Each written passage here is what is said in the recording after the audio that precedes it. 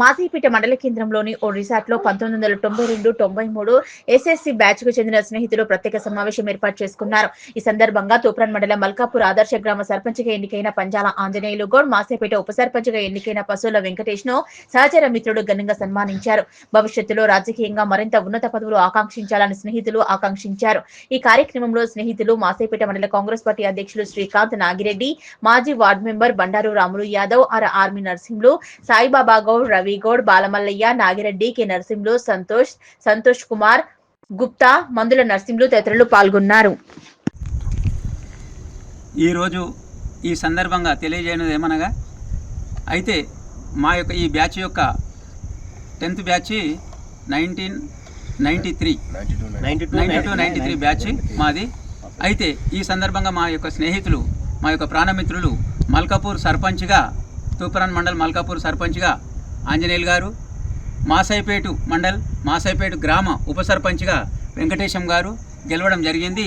ఈ సందర్భంగా మేము స్నేహితులము అందరము వీరిని సన్మానిస్తూ ఈ సందర్భంగా మేము పండుగ దినంగా, మాకు పర్వదినంగా ఈరోజు ఈ సందర్భంలో తెలియజేస్తున్నాము. దీనికి అందరం సంతోషం వ్యక్తం చేస్తూ ఈ సందర్భంగా తెలియజేయడం జరిగింది. ధన్యవాదాలు.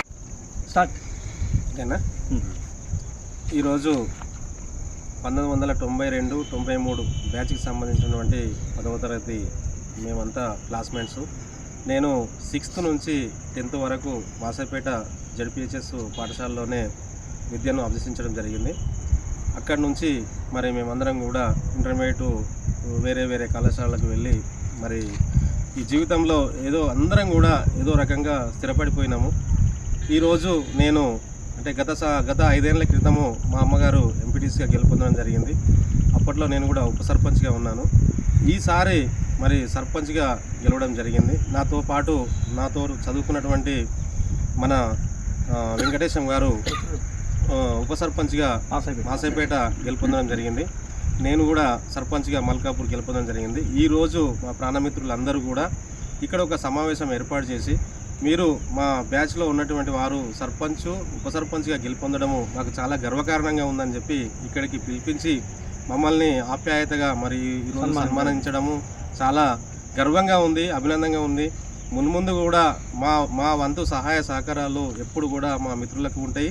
మరి వాళ్ళు కూడా మమ్మల్ని గుర్తించుకొని ఈ రకంగా సన్మానం చేయడం అనేది చాలా ఆనందంగా ఉంది.